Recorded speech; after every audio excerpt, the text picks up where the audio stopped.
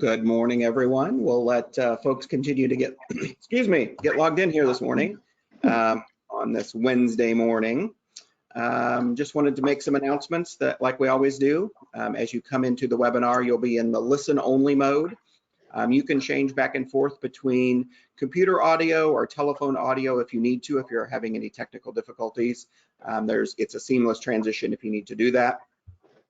We highly encourage questions through the presentation, and at the end, we'll do a question and answer session at the end. But feel free to type those questions in during the webinar as they come up in your head. There's a section for questions. It's like a chat box to share those questions with us. And then I will moderate those with our speaker, Derek, when we get to the end. So feel free to fill those out as we go through the presentation. If for some reason we don't get to all the questions or you have additional questions after the webinar, there's my email address, kwingy@momainstreet.org. Feel free to reach out.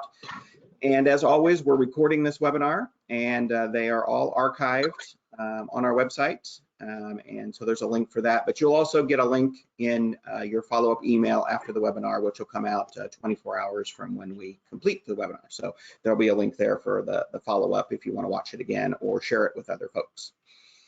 All right, Gayla, you ready to get started? Yeah, sure am. Let's go. All right, good morning, everybody. Excited to have everybody join us. We're really excited to have Derek with us. So thank you, Derek, for joining us. Just a couple of housekeeping things that, Keith does an excellent job. And I just want to say, because we are getting ready to kind of switch up how we do this. We're going to start not doing weekly. We're going to start doing monthly mornings on Main. And of course, if things come up that we feel like we need to do a webinar before our next one, of course, we're going to do that. That's what is great about what we do is we can serve the need when the need is there, but we know that many of our main streets are going back to work. Businesses are opening, thank goodness. In some of our communities, it's really opening. In some of our communities, we know that it's different, but Keith, you have done an excellent job in helping us through this process every Wednesday morning, and I just wanted to say a big thank you to you, because you've just been a great facilitator in helping do this. And of course, you're welcome. I'm not great at graphics. I changed this last night to say that we're doing these monthly now, and it's going to be July 8th. But as you can see, I left it this June. Well, you know what? Hey, that's the worst thing that happens. We're doing great. We're doing great. So, we've learned. We just roll with it. That's right. July 8th is our next one. But again, like I said, if we need to do something before then, we sure will. So make for sure to mark your calendars for July 8th. But without any further ado, so again, yes, Derek, thank you so much for joining us. And I just have a little bit of information that I want to share about Derek. And then as I told him, if there's anything I missed, just pipe in here and share what the listeners should know. But Derek is involved in downtown economic development and historic preservation initiatives. Derek Lumsden is currently an economic developer and director in rural Iowa. Having served diverse communities throughout the state of Iowa, including several affiliate Main Street Iowa community, he is able to draw on more than a decade of experience in revitalization and historic downtown revitalization.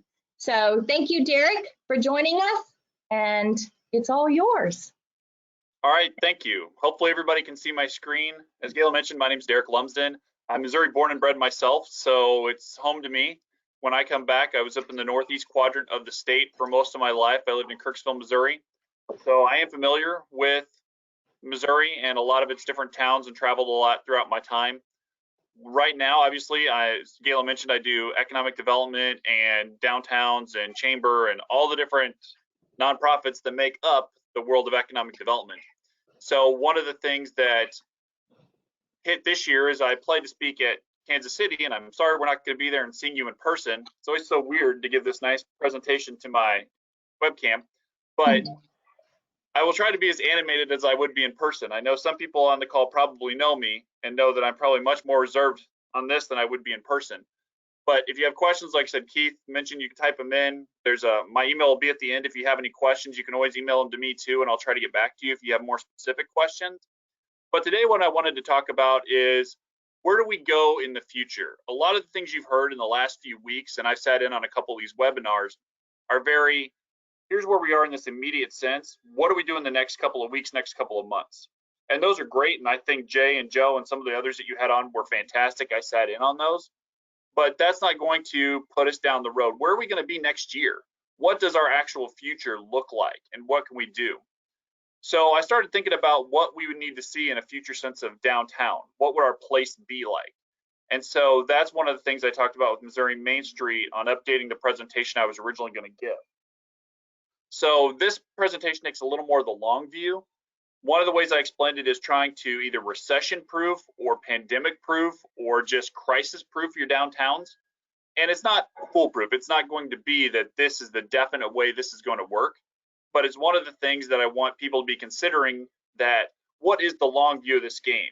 It's not the bottom of the first inning. You need to be thinking about bringing in your closer in a baseball game. It's something that you've got to plan your staff and your communities out for the long term. So that's sort of what I'm going to bring to this. My overarching theme is the healthy long-term future of your downtowns and what you can do. The other thing I'm going to look at is from probably the three main components that make up your downtown. There's a lot of different things, a lot of different people that go into it, but I'm going to look at it from the city perspective. I'm going to look at it from the business perspective, and I'm going to look at it from like your Main Street or downtown organization perspective, and see what those three entities can do to help crisis-proof your downtown as we go forward. So everybody's talking about the new normal. Well, let's start with where we were. 4 months ago, nobody really thought that we were going to be where we are now. You don't have your 2020 planner out thinking, oh, well, I'm going to take the months of April and May off for quarantine. It's just not something you usually pencil in to any of your planners. You're probably getting ready to do events. I'm sure most of you have some form of farmer's market or May or summer event, graduation, Mother's Day, all these things that our communities do that suddenly we're not eligible to do anymore. And so you shifted a lot. In the Main Street world, we have our 4 points. And for lack of a better word, the two sexiest are always design and promotion, because they're the most visible elements. Well, in times of crisis, those are the two we utilize the least. So most people are now in their economic vitality and their organization hats, trying to figure out where we go from where we were. And one of the things I like to talk about is resiliency. Resiliency is important because it has two definitions, and I think those definitions defining where we're at and where we're going are very important. So resiliency is the ability to return to original form after being broken or bent. And I think that's where a lot of people are seeing the current situation, that, okay, we're having this sort of an aberration, but say hopefully by July or August, we'll bounce back. Kind of like a rubber band, we're going to pull it and then snap back to our original form. That, I think, is a dangerous way to look at things, that this is just a stitch in time, one of those things that at some point we will go back to the way we were. And I think a lot of businesses and cities especially have that mentality. When are we going back to normal? And I don't think we will in the same sense. And I think that's important for everybody to understand, that normal is changed. There's a new goalpost. We've changed where we are, where we're going, so normal is going to be new. So the ability to go back to where we were probably doesn't exist in the same way that people are hoping it does. It's not like you're going to Men in Black it and erase the thoughts of everybody, and we're going to start over like it's January 15th again. So the definition I tend to use when I talk about being resilient in communities is the ability to recover rapidly. And this is something that a lot of communities have the ability to do and are showing that they can do. To recover from what's been happening. They recover from that adversity, and they recover readily from it. So, and we'll go over some examples today of communities and businesses that I think have done a great job of showcasing that, but it is important to know. We're in this time of transition. Everybody's talking about the new normal, and I really hate that phrase because it's not true. Right now, we're in a time of transition. We had what we were doing in January, and now we have this transition time between quarantine and economic recession and riots and protesting and murder hornets and whatever else we're coming in. This is a time of transition for us. And so to say that this is going to be normal, that every month we're going to have this new crisis and new problem where we're never going to have a downtime, I think is sort of a defeatist attitude as well. Well, this is our new normal. Let's just get used to it. I think this transition period has taught us a lot about what we need to be considering in the future. How do we handle economic recession?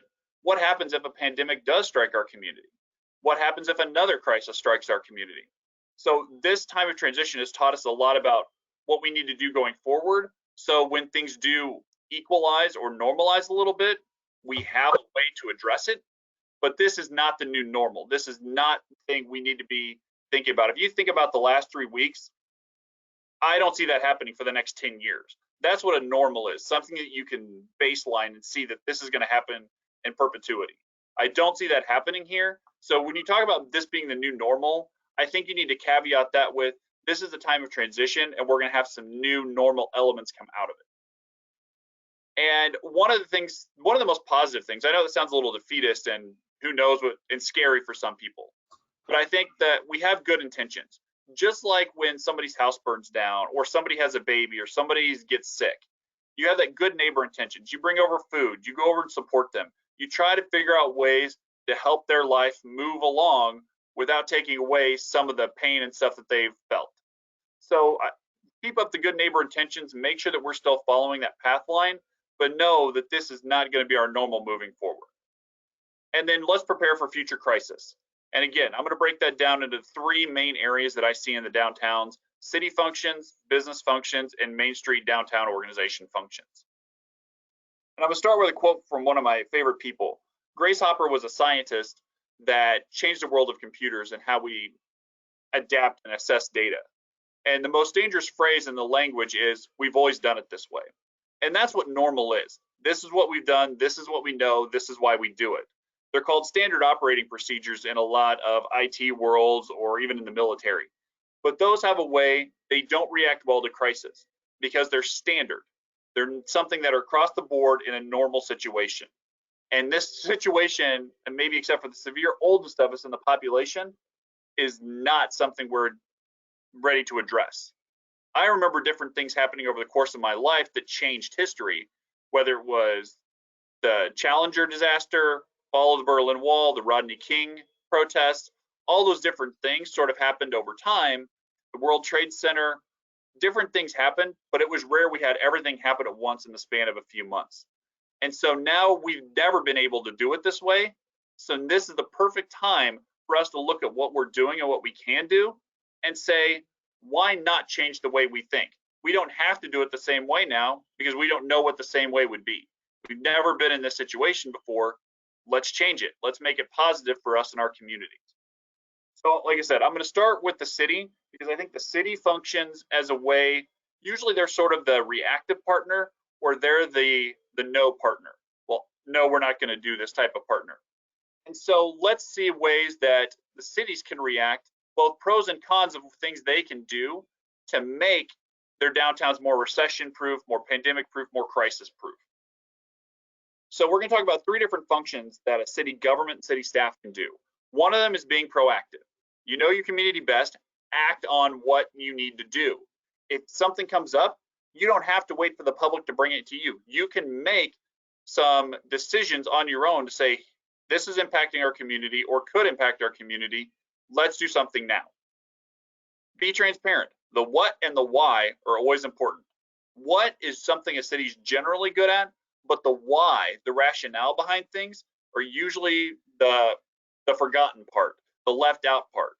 Well, let's tell them what we're doing. But when people ask why, a lot of cities are remiss in not explaining it. This is a perfect opportunity to show that you understand what's going on. And this is true in a small town like mine of 200 people or a major metro area that might be going through a different set of circumstances. The more transparent you are, the easier it is for people to be able to support those decisions. And then innovation. Now is the time to be creative. Most people in city government do not remember the last time we had a major pandemic and a recession at the same time. They do not remember that. And so we have the ability to be creative. History does not have to repeat itself. We can do something different and still be successful. So I'm going to start on the proactive one. I want to give you a great example from the city of Covington, Kentucky. In March, there was start to be this rumoring of, hey, we may have to do some shutdowns. We may have to do some stay-at-home orders. And what are we going to do? Covington, Kentucky realized that if they shut down businesses, people were going to suffer, not only employees, but the employers themselves, as well as those potential landlords. So what they did is they set up this program, this emergency rent and mortgage business assistance program. And as you can see there, it offers financial assistance to help with rent and mortgage. So you can get up to either half of your rent or mortgage or $500 per month, whichever's less, and you can get it for up to 4 months. And the city set aside $200,000 for the program. So if someone owed $1,000 a month, they could get $500 a month potentially. So for $2,000 total, you could help 100 different businesses in your downtown make sure that they weren't falling behind on rent or their mortgage. And so that's incredibly amazing, because it says there you will start being eligible in April of 2020. That means in a couple of weeks in March, when this started to really come to a head, Covington, Kentucky officials and council got together and said, we need to do this. We need to set this aside. Here's our application. Let's get ready to help our businesses. They didn't wait for the businesses to get shut down and come and complain that they're not going to be able to do this. They didn't wait for the Main Street director or the economic development people to come in and say, this is a problem. Covington, Kentucky took that proactive step and said, we can do this. We have a way to help. Why not start helping? And so that program would start taking effect in April. So they're still in the middle of it. Someone could technically get help through the end of July. And as things are reopening and people are starting to deal with, how do I reopen in a way that's both safe and can be profitable, they have that cushion. And other towns can follow same suit. This is something that's easy to do. If you go to Covington, Kentucky, that application and everything's on their website. And they made sure to make a disclaimer on it. Just because you submit an application, you don't get funding guaranteed. That's important. That's a transparent aspect as well. That they said, here's what we're doing. And there was a why to it, but they also said, hey, just because you apply doesn't mean you get something. There's a limited amount of money. We have a limited amount of funds. We don't know how long this is going to go on, but here's what we're doing in the short term to try to help our community. And so this is a great example of being proactive and something any city can do. Now, it may not have to be exactly this. In the Main Street world, rip off and duplicate is something that's very near and dear to our hearts, but each city's a little different. Covington, Kentucky is a lot bigger than Chillicothe, Missouri. So that same program may not work in Chillicothe where it worked in Covington. But that doesn't mean that city leaders in Chillicothe can't figure out a way to be proactive and help their businesses in downtown survive until we get sort of our new state of affairs in place. And then other things cities have done. Proactively, most cities were on the closure. You know what? They're talking about closing this. This is very contagious. People wander in and out of City Hall. Let's close our city halls. Let's close our libraries. Let's close our community centers and say, you know what? We're trying to make sure you don't congregate. That was very proactively done on the part of a lot of cities. And a lot of cities that weren't online yet, they didn't have Zoom meetings. They didn't have GoToWebinars, whatever it was. They started having them. And now that's something that they've been able to bring in a whole new group of people that may not be able to attend a city council meeting at 5 o'clock on a Monday evening. Now they can go watch it at a later time. They can try to engage from their house if they want to, while still being safe. Cities took a lot of proactive measures, not only protect their own workers, but to protect their citizens, but still keep them informed. That proactive nature shouldn't go away. Just because things reopen doesn't mean you stop doing Zoom. It doesn't mean that you stop having sanitizing stations or stop being aware that future closures could happen. But be proactive in how you're addressing situations. And that can go to anything, whether it's a block party or someone coming in with a noise or a dog complaint. Be proactive about it. Say, you know what? We've had complaints in the past. Now's the time for us to be proactive. Just like a new president or a new governor or something usually gets a honeymoon period every couple of months, use this time to be proactive. Are there things that people have wanted done that we've talked about for years and just never done? Do it now. Most of your ability to react comes from the fact that people don't want to do things that might stir up the population. The population is stirred up now. They have all kinds of things hitting at them from every different direction. Now's the time to be proactive and see what we can do in our cities when there's a need to do it. The next one's transparency. And I've talked about the importance of transparency and what that means, especially whether it's the Covington, Kentucky example, or even things like closure and Zoom. Everybody was very transparent and said, here's why we're doing it. But transparency can also go the other way. A lot of cities, since they're not being as in touch with the public necessarily, public can't show up to their meetings. Public can't walk into City Hall. it makes it a lot harder to have that public face-to-face. And so Washington, Iowa was a great example. I was talking with the Main Street director there, and of course, all their events have been canceled at least through the summer, probably into the fall. And they understood why, and they put that out to their group and said, you know, hey, we can't do this because of social distancing. We want to be safe. The city's not sure they want to do this. Put out all the different reasons, and it made sense based on where we were. And then the city of Washington, Iowa decided they were going to host a block party themselves.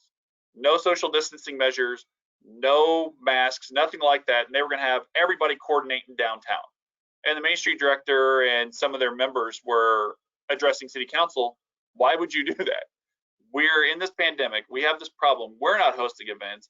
The city didn't want us to host events. Why are you hosting events? And there's no answer there. That just serves to divide a population. Make sure that you are being transparent. Well, here's why we decided to host it, whether it's morale, whether we got a lot of complaints from businesses, whatever it is, be transparent about it. The what and the why are always important when you're talking to businesses, or excuse me, when you're talking to the community as a whole. Make sure that you're focused on the what and the why so people understand. Most people, the biggest problems in the world are caused by misunderstandings in the most times. Be transparent, you have a lot fewer of those.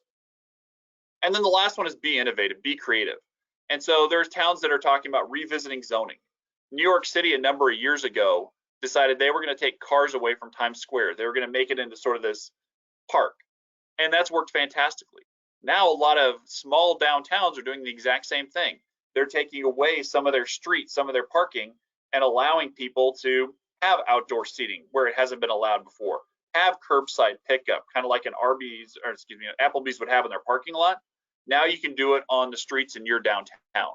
So make sure that you're revisiting some of that zoning. A new store wants to come in like a Hy-Vee or a Fairway or something that has a parking minimum, you can get rid of those. The more concentrated your downtown is for business, the easier it is for people to do business. So revisit some of those maybe restrictive type of zoning.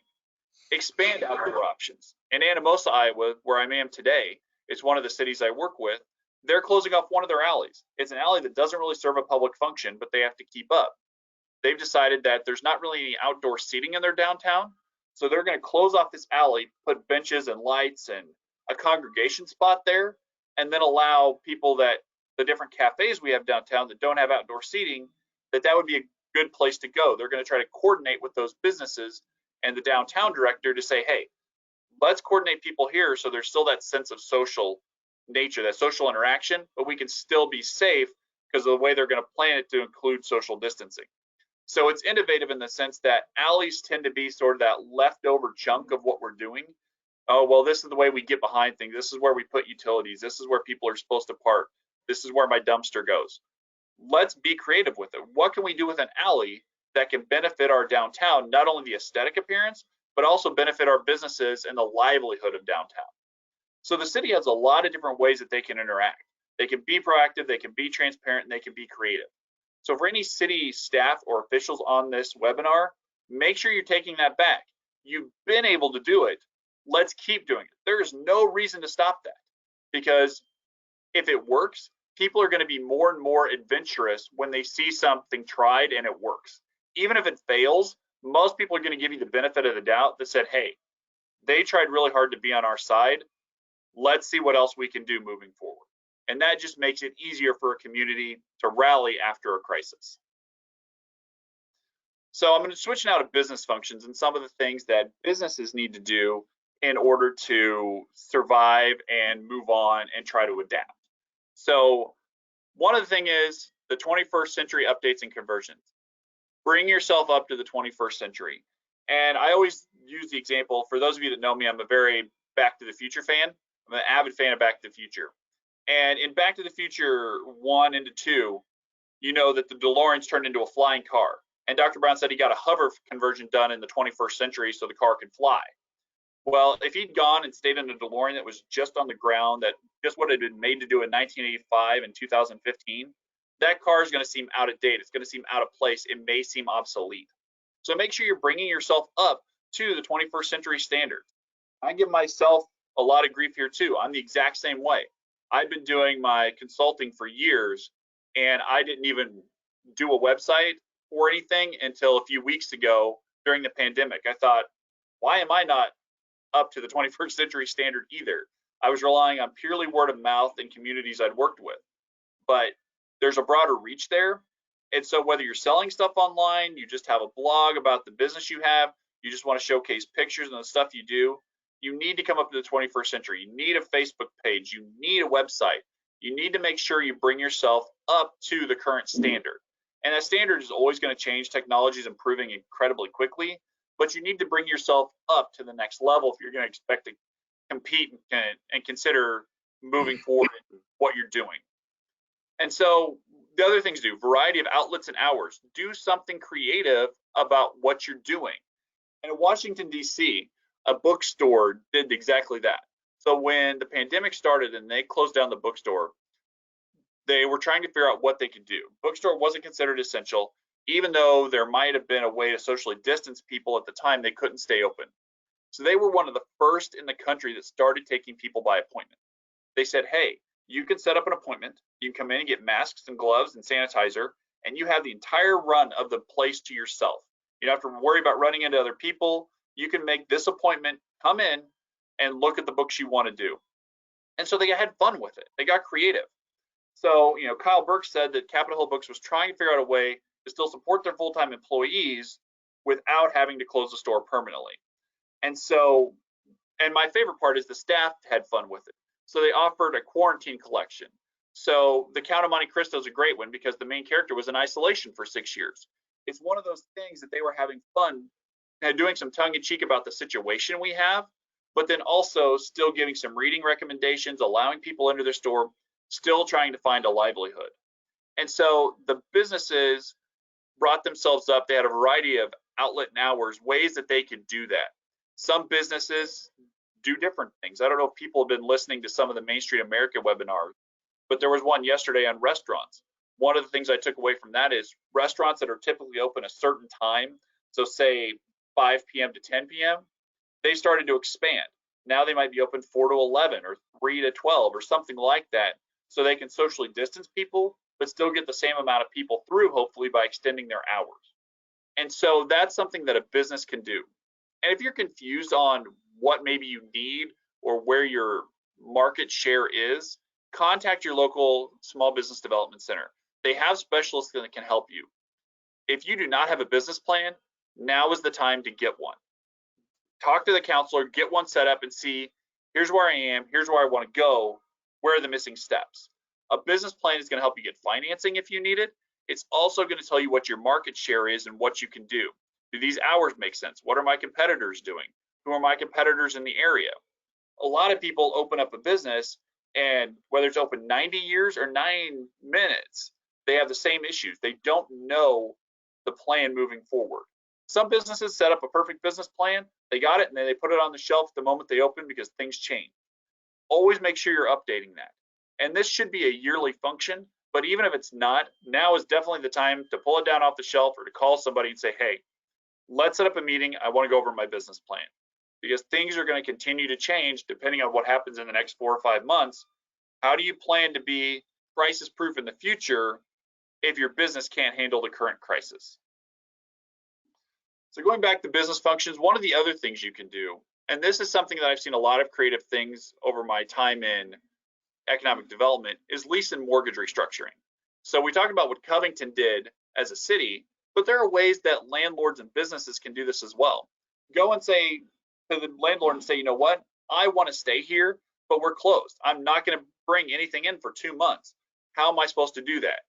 Now, granted, a business should have some reserves that should allow them to carry for part of that, and you could have applied for the PPP or the EIDL or some of the other programs out there. But in a generic sense, most crisis elements don't have that. You don't have the ability that the state's not on board, the federal government is on board the way they were in this one. This pandemic really changed how state and federal governments acted. Most times crisis is limited to the local or regional area. You don't have that same buy-in from the state and federal government. So this is something you can do all the time. So, here's what's happening. So instead of paying my $500 a month for the next 5 months, could I pay $250 a month for the next 5 months? And then once we sort of stabilize, start adding it in. So then I'd pay $525 a month until I get caught up. I don't know what's happening. Okay, sorry if everybody saw that flashing back and forth. For some reason, my computer was flashing back and forth between the PowerPoint slide and something else. But do a lease and mortgage restructure. In one of the towns I worked in, Osceola, Iowa, we had a problem with vacant storefronts, and I'm sure a lot of you do too. And the owners of the property wanted $500, $600 for rent, and then utilities and such on top of it. And one of the things we got to find is that over time, the longer those buildings sat empty, the less they were worth, but they still kept getting asked for the same amount. And so there had to be a lot of cleanup and stuff done on the inside. So we actually took a sort of a hotels.com approach to it. What we did is we went to those landlords and said, hey, these are sitting empty. They've sat empty for a long time. Do you really think you're going to rent it for $500, $600 a month when it's in this condition? And so what we ended up doing was a sort of a pop-up project. We would worked with the owners to say, we want you to give us this space for so many cents a square foot. And it was based on population size. So in Osceola, it was 4 cents a square foot, which is incredibly cheap. And they could rent that space for 4 cents a square foot for up to 3 months. And then they either had to go full price or they had to go to a different facility in the community and open up. That gave a lot of entrepreneurs their start. When you talk about the unemployment levels right now, that's a way to do that. But from a business side, that's incredibly beneficial if you can talk to your landlord and say, hey, can we structure this lease a little differently? Can we restructure my current lease a little differently to allow for those types of creative ways to allow you to stay open, but to not bankrupt the landlord either? A lot of landlords have mortgage payments and stuff that they have to make if they have to try to keep, whether it's paying for sidewalks cleaning, trying to keep up the building, they need to make sure that they can have that work too. So this string of events is something that if you guys negotiate together, works better. It's not always going to work. You're always going to have a certain landlord that doesn't want to do it, or a business that says they should get it for free, and that doesn't go. It's not going to work. Negotiation is something that both sides have to be willing to do.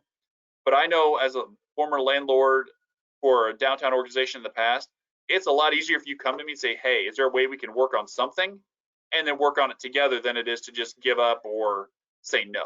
So make sure that you're trying to think of creative ways to maybe restructure your lease or mortgage that you can make the payments down the road. And then do some experimentation. I don't know what business mix we have on today, but a coffee shop that I've worked with in the past is called Grounds and Goodies. And they're a traditional coffee shop. She opens bright and early in the morning. People come in, they grab their coffee and donuts and stuff on the way to work. And she's open till a little after lunch. She does some lunch services. Well, this shut her down. Obviously, people couldn't come in and congregate. She couldn't have bridge clubs. Rotary couldn't meet inside her facility. So she lost almost all of her business because people were working from home. If they did go into the office, they weren't stopping to get food on the way. So she had to figure out what to do. So what she decided to do is experiment with dinner. So what she did is she would post for the week what she was going to do. And each day was a different meal. So Monday through Friday, she would post a different night meal. She would still be open at her normal time from like 6 to 2. And if people wanted to call ahead and get donuts and cookies and coffees and stuff like that, she would still do it. She would still do lunch. But then her and her staff would close for like 2-3 hours. And then starting at 5 or 6, you could start picking up your dinners. She spent all afternoon making the dinners. They delivered. You could come pick it up. You could order online. You could pay online. She experimented in a way that she said, even with the quarantine on, she did better business now with adding dinner than she ever did with her normal 6 to 2 being open every day for the walk-in and drop-in crowd. And that's something she's going to consider keeping. Probably not every day because she just doesn't have the staff and the wherewithal for that. But even 2 or 3 days a week of adding in something like dinner has shown that there's a market for it. And if she's doing better with dinner during a quarantine than she was being open 6 days a week, that shows that maybe the demographic has changed. The dynamic of what people want has changed. So now she's adapting to it. It could have failed and she would have stopped. But this experiment has proven in the 2.5 months that she's been doing it, that there's a need there and that she can fulfill that. She can step into that. So as a business, don't think about what you normally do, but think, what have I always wanted to add? What would I like to do differently? And what can I do moving forward? And that gives you one of those options. And then transparency, again, the what and the why. And this one is very important because of something that came out of Toronto a couple of weeks ago called the COVID charge. So a lot of small businesses are trying to reopen. Hair salons and stuff are a great example of that they've started adding COVID charges to their receipts, a couple extra dollars because they have to buy sanitizer, they have to have the masks, they have to do some of the face shields, they have to clean, they have to space out people. And so they're trying to figure out, how do I recoup all the added expense after being out of business for a couple of months? And so transparency and credibility are going to be big issues for businesses. COVID charges are a very controversial topic at the moment, but it's something you need to keep in mind, that if you're going to do something like that, tell people. Just like the city had to do, the what and the why is going to be important on a business side. Most people would probably give you the benefit of the doubt as long as it's something that's a reasonable charge and something that doesn't last for the next 15 years after COVID may have been solved. So it's something as a business owner you need to sort of weigh, do I charge this, and if so, for how long? And then the other part of transparency is, this is a bakery in Bay City, Michigan, and it was a Facebook post by Barney's Bakery. Barney's Bakery had been open 91 years. And what was great about it is that he decided to close, but he didn't blame COVID or anything else that might have happened. And it even says in there, many have blamed this on COVID or finances, but in reality, he was just tired. So many businesses will shut down during, whether it's a road construction project, a recession, or whatever it is, and they'll blame that outside event. And while in some cases that might be true, generally it's something as simple as this. They're tired of the grind. They've been doing it for 35 years or longer. And it's just something that they need a break from. They want to be done. And so that's very important too, because you want to make sure that as a business, you're not sending a false message. Because if you say you closed due to COVID, that puts pressure on other businesses to try to stay open and say, well, it's not COVID. We don't want to close because of COVID, or close because of economic recession, or close because of this. So the more honest and transparent you are, not only does it help sort of the legacy you leave if you do something like Barney's and close, but it also makes it easier on other businesses to try and do some of that other stuff, to be transparent, to be proactive, to experiment. So make sure that you're all sort of working together, even when you're doing something like this that may not be considered a community activity. So going down, and then gratitude. And this is something that should be all the time. And I know as a business owner, you probably get yelled at a lot, service complaints, food complaints, you're not open when I want. Complaints drive a lot of people to the keyboard warriors or whatever it is, social media, and that's how a lot of businesses get both good and bad reviews. But one of the things that Owasso, Michigan did that I liked is that they reminded the community, hey, you can support businesses and through gratitude. And businesses need to be aware that these things matter. You can write a positive review, tell people, follow them on social media, give them a shout out, sign up for newsletters, whatever it is.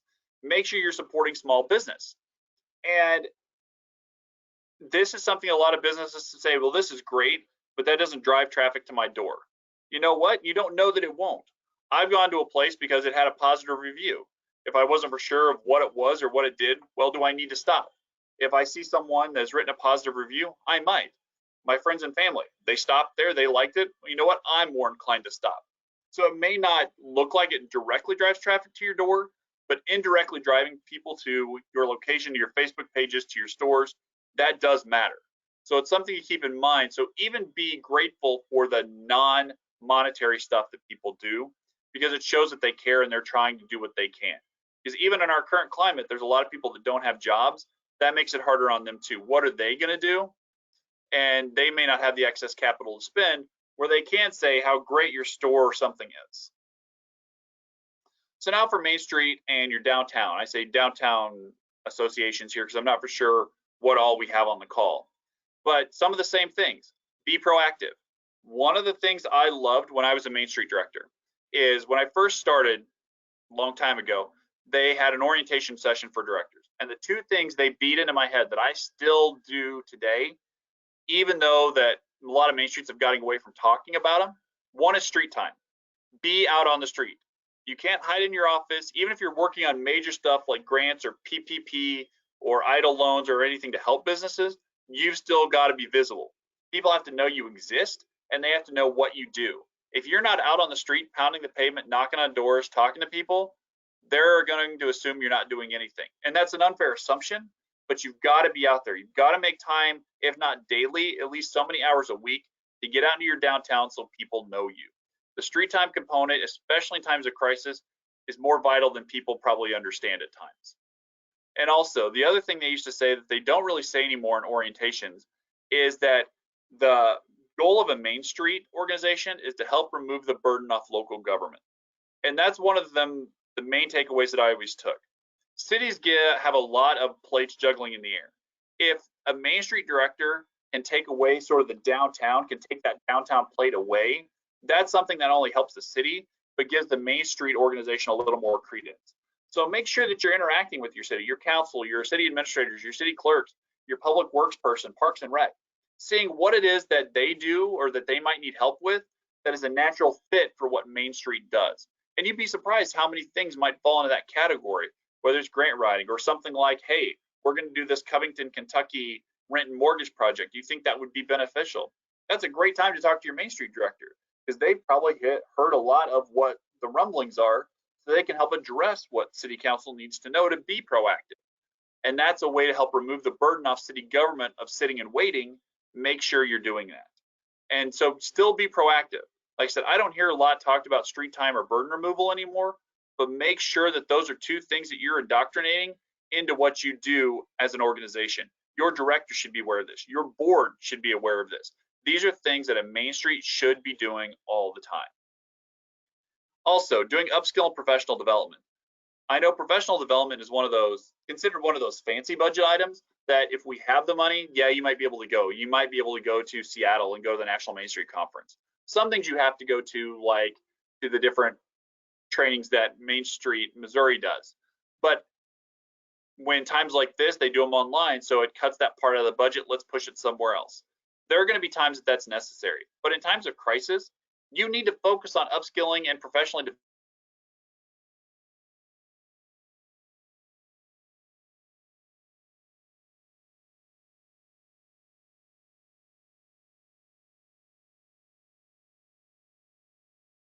All right, I think we lost Derek.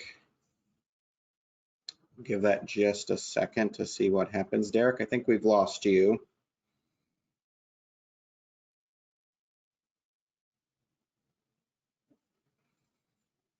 Anybody else see me? Okay, good. I'm getting word from our staff that we're still live, but I think Derek, we've lost Derek. So let's give him just a second while he's maybe calling back in or getting back on the call. I wrote down some feedback from his presentation, wrote out, I should say, some key points from what Derek has been saying. And I think that one of the first things he said about the new normal, and I agree, it's a term that we all use. We all have heard that term before, but we're not going to be dealing with coronavirus, COVID-19, protests, murder hornets, as he said. That's not going to become an everyday occurrence. So I think we need to keep that in perspective that, life is going to move on. We're going to get back to a different climate. And so we want to keep that in mind as we move forward. This is a time of transition, and big transitions in history have also disrupted business and helped business evolve more quickly. So those things do happen. I'm going to just check on Derek here for a second. All right, let me just do something real quick. All right. So yes, while we're still waiting for Derek to come back on, also when he talked about the city function of, why do we do some of the things that we do? Why do we have these zoning restrictions on our books? Thinking about what that means and questioning some of that. This is a great opportunity in this situation where things aren't normal to take a look at those and reevaluate, and maybe we can do things differently. We've heard a lot of stories from our Main Street communities on those changes that are taking place, allowing additional outdoor seating, taking parts of sidewalks, using parklets in city streets to allow for additional outdoor seating. So questioning some of those things as we move forward. Innovation is taking place right and left in our Main Street programs. And so, keep that up and please share those with us. Share them on our Facebook page. Also, being proactive. I love what Covington did. I actually shared the link in the chat box with everyone for the Covington website. So you can go take a look at some of the stuff they're doing. Being proactive. A lot of cities are clamping up because their budgets are going to be affected. And so those things, being proactive, how do we support the businesses so we have that revenue stream as we go forward? I see Derek coming on. Derek, just need to turn your camera back on. If I don't know what in the world happened, I apologize, everybody. It was working just fine, and I was still talking, but it wasn't there anymore. That's this technological world that we live in. Everybody kind of stayed with us. I was just doing some recaps of some of the key points that I pulled out of your presentation. Do I need to? Where did you lose me? You were talking about the upskilling and professional development with. Okay. Yep. Okay, and then am I able to pull that back up? I'm giving you control back over. So you're the presenter, so you'll need to just pull it back up again. Yep. Let's see. Oh, it's not up yet. I think we're all used to these things happening. We've all been on Zoom calls and GoToMeetings and webinars, and technology is a wonderful thing. In fact, I was sitting while we were waiting thinking, I wonder what happened if someone's fire alarm went off while they were presenting. Normally we would all exit the building together, but that wouldn't happen in this case because we're all in different locations. So do you have the presentation? Okay. I do have it. Yes. Yeah, but it's saying screen sharing is paused. I assume that's on your end. No, I've given it over to you. Let's try it again. Hold on.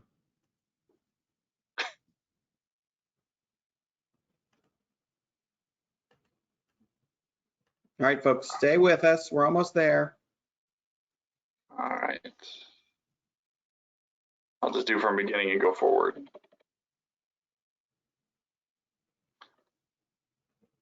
All right, so I apologize. I'm not for sure where I was on the upskilling and professional development, but I'll start over on it. Making sure that you upskill and professional develop your staff is going to be critical. They're going to have skill sets that are going to be needed and may not be anywhere in the organization. So on the talent search, that's one that a lot of people talk about, but they never really do, or they never really make it a priority. So if you're not a graphic designer, don't spend 8 hours in your office trying to make a flyer for your annual event. Find someone local that does it. Maybe someone that does it as a hobby. Maybe a photographer that puts together different things. Go talk to them. Say, you know what? Hey, we're looking for talent that can do this. Some people will do it as a volunteer effort. Some people will do it for publicity. Some people you might have to pay a little bit, but it's worth trying to get your organization on footing that makes sense. One of the things that I did in some of my more diverse communities is I did not have time to sit there and try to Google translate everything into different languages. I found someone in the community that can speak both languages very well, and they would translate for me if I needed it in Spanish, for example. So make sure that you find the talent that you have locally, because it does exist. And then on the staff side, what I call the missing link. Some people are very great at, say, historic preservation, or they're great at promotions, but they may be a little bit uncertain on how to do things like raise money or write grants. This is the perfect time to get them that training. Upskill them. Make them find the missing link. So if you're someone that your organization relies on grants, but you're a bad grant writer, make sure that you're doing something that allows for that. Make sure that you're teaching your staff or your board members or people that work with you, your volunteers, how to do that. And then involvement. Make sure that you're bringing people in. And I'm going to do the second one first, generational divides. We hear a lot about Generation Z, millennials, baby boomers, Generation X. Make sure you're bringing everybody in. There's no reason to exclude people. Everybody can use your downtown. And I know Keith and I were talking the other day, and I've had this conversation in several towns. I'm a millennial. People in my generation tended to not go downtown. And the reason for that is we were chased out of downtown when we were kids. We went and we were chased out, or we were told there's nothing downtown, don't go. So now millennials have the buying power. For the most part, they have the families. They have the ability to be in downtowns, but it's hard to bring them back. We spent so many years saying stay away that Main Street hasn't really turned that message around. That, hey, everybody's welcome. Let's make sure we're bringing everybody in. I don't care if you're 2 years old. I don't care if you're 200 years old. Let's figure out how to bring everybody in. And bring in fringe groups. And I'm not talking like the Ted Kaczynski fan club that sits on the edge of town in their cabins.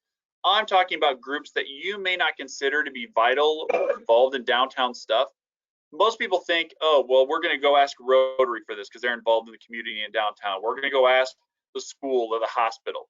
All great groups. They should be involved. But think about the other fringe groups. One of them is like Extension or 4-H or FFA. One of my friends is the executive director of Missouri Farmers Care, and that's an ag education type of organization. That's a perfect time. A lot of these groups get insulated. They focus on here. I'm focused on downtown. I'm focused on these businesses. I'm focused on what we need to do. But communities are so much more than that, that you need to bring those groups in. So in times of drought, a Missouri Farmers Care organization might be more profitable in terms of getting the word out than downtown. But in times like now, a recession, downtown is going to have a much stronger voice. But bringing those people in, bringing those connections in, farmers are just as important to downtown as downtown is to farmers. That symbiotic relationship isn't really approached or expressed enough as it needs to be. So make sure you're bringing in some of those fringe groups that sort of sit on the periphery of downtown or what you might consider in your community, and bring them along too. Oh, I need you to change it. Derek, I took over the presentation. Yeah, for some reason it wasn't centered correctly. So. Okay, so just some overall rules of thumb, and this is for city, businesses, main streets, communities as a whole. Make sure you're being progressive. Do strategic planning, whether it's business planning, whether it's the city pulling out that dusty comprehensive plan and saying, let's do a new one, or let's actually put a plan together we'll follow. Main Street organizations, do strategic planning. If you don't have a plan in place, it's really hard to adapt to a crisis situation because you don't know what the current plan said. Most cities have plans sitting around from 20 years ago that they never take down. Most Main Street organizations don't do one. And businesses are sort of in the middle. Some have plans, some don't, some follow it, some don't. Make sure you put together a plan and do something with it. And be creative. The nice thing about a plan is it's kind of like a choose your own adventure novel. You can put in different things. Here's where I want to be. Here's where I want to go from this. If we do X, will Y or Z happen? Put those in there. That's the nice thing about a plan is you can have it say whatever you want as long as you have realistic goals that you're trying to hit. Be transparent. Your actions always speak louder than words. Don't give lip service to things if you're not willing to follow through. If Covington, Kentucky said, oh, we want to help businesses stay open and pay their rents and then not had a plan in place, that would have spoken a lot louder than actually doing what they did. Let people know what you're doing and why. City, Main Streets, businesses, everybody needs to do that. And then involve them. Communities are symbiotic. Everybody needs to rely on everybody else, whether it's farmers, school, hospital, downtowns, businesses, organizations, family people, bedroom community type of people, renters, home buyers. Everybody matters and everybody can play a part, but if you don't involve them, you're going to be missing pieces. I don't know if I have kids, so I can never put together a puzzle again because I'm always missing pieces. That's what a downtown or community is like when you don't involve everybody. You're missing pieces. You may have a rough idea of the picture, but you can't ever have anything done. And then one of the other things I do is I talk about supporting local.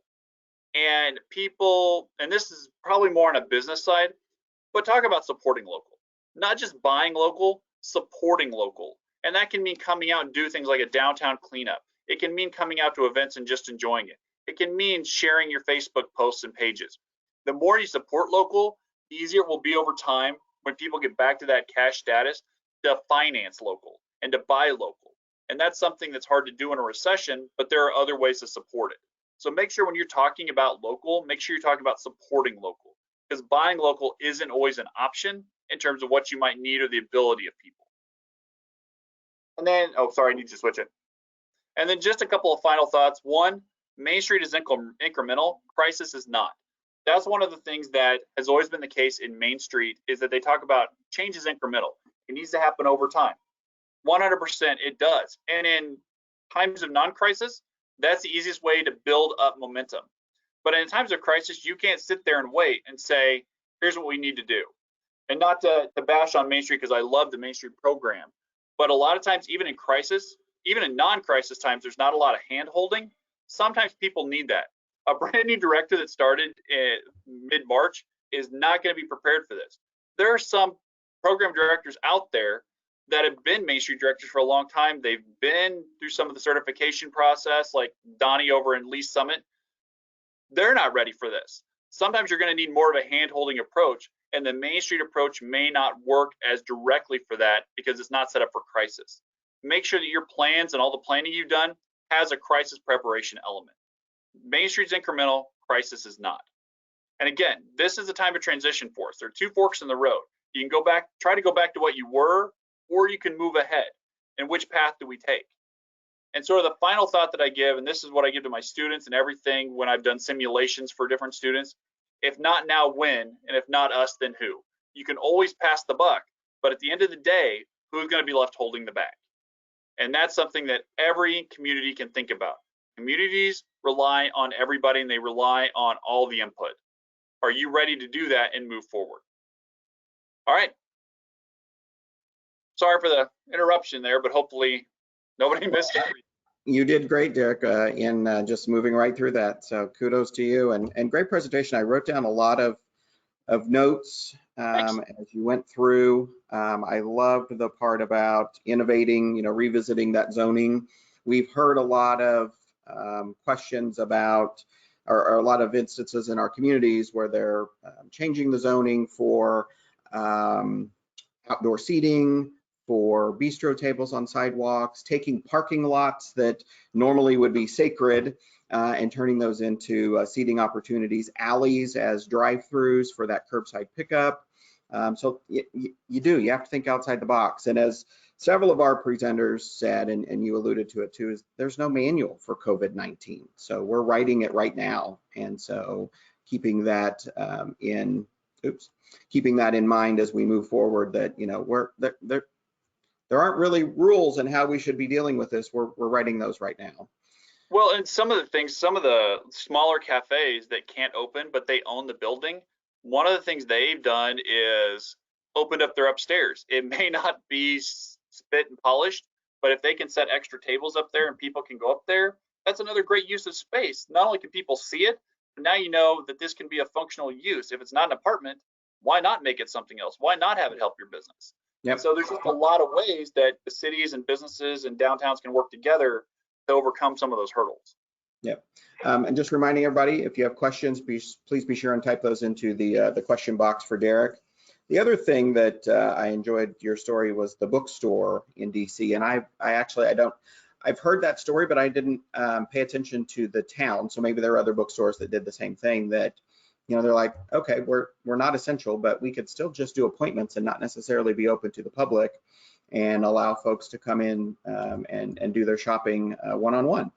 I use a nursery here locally, and while the nursery was deemed essential because they sold vegetable plants, which is another, I think, hobby that everybody's picked up through COVID-19 is gardening. But they did appointments because they wanted to social distance. They wanted to limit the number of people that were coming to the nursery. So you had to sign up for an appointment, and you got 45 minutes to do your shopping, and they limited the number of people that were in their business. So I thought that was a great point, great example. We have to think outside the box, think differently. Well, and the thing is, things like appointments don't have to go away. There's a lot of businesses that still aren't open at peak times. So there's a lot of businesses that they're open Saturdays. They're open Saturday mornings from like 9 to noon. Well, you could still be open from noon to 4, but by appointment only, and still bring in new customers that may still be a little leery or high risk. So there's a lot of things that can be done that may sound counterintuitive to a business last year that could be moving forward the way they function. Right. We just have a minute or two left. We are currently— sorry you get as many questions. That's right. We are currently doing a consumer survey, and it's still running, but we already have over 2,100 responses. And it's interesting to see that folks are willing to pay a little more for the product because of what's happened to the retailers through COVID-19. That was one of the questions to help pay for those security measures. And it's over 50% of the folks said, yeah, I'm willing to pay a little bit more for that. So that was a great point that you made also, and the data backs that up, that the majority of folks are willing to pay for a little bit more before to help those businesses recoup some of those costs that they've had. I do have a question here. For new Main Street organization with limited time and resources, looking to start those conversations with businesses and their needs, how do you suggest those conversations go? Casual, come in with a few set questions. How do you recommend a Main Street start talking to businesses if they haven't been as engaged during the crisis? To me, that's where the idea of the street time comes in. So I always start with the casual conversation, because you want the relationship to be more than just crisis related. So go in, say, hey, whether you're the new Main Street director or the organization is just getting up. So, hey, now that you're open again, how have things been going? What are some things that we might be able to help with? What are some things you're hearing? Just ask, how are things going? Most businesses do not need more encouragement than that. In the years I've done it, I think I've had to strong arm one business to tell me more than fine, because you ask and they will rattle it off. They need that receptive ear, and they know as a Main Street director or a city person, you're the person they need to get on board if they're going to do anything. So to me, a casual conversation and just asking, if you have to take notes, say, hey, I might take some notes, but then go back in another week, couple of days, and say, hey, I thought about our conversation. Here are some, I needed a couple clarification questions. Here are a couple of programs that might help you.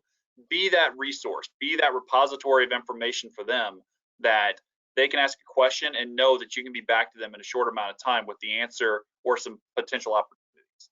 Great. And just one other point that kind of ties into that, you talked about the puzzle pieces, and we don't want any missing pieces in that puzzle. And that's so true in this case. We want to involve everybody. As a Main Street organization, as a city, we need to have business owners involved, but we also have to have property owners involved.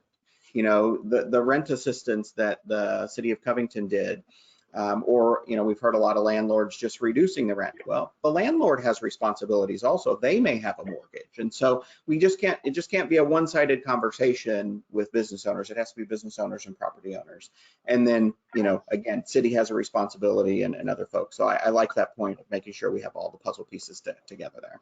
Yep, perfect. Derek, thank you very much. We appreciate it. There's some great nuggets of information. Sorry we're not going to be able to see you at the state conference. Maybe next year. Yeah, so we were happy to have you to provide a webinar this week, and appreciate that. Yeah, anytime. Kayla, like if people have questions, let me know. I apologize for what happened. I don't know what happened. Hey, it happens to the best of us. And this was nothing compared to what was it, Keith, our second webinar where we got scammed. I mean, literally somebody came in and it was inappropriate. So this is no big deal, it makes our life interesting. Yeah. So Derek, thank you so much. Thank you. Thanks, Derek. Bye, everybody. Have a great rest of your week, and we'll see you on July the 8th. Thank you. Bye-bye.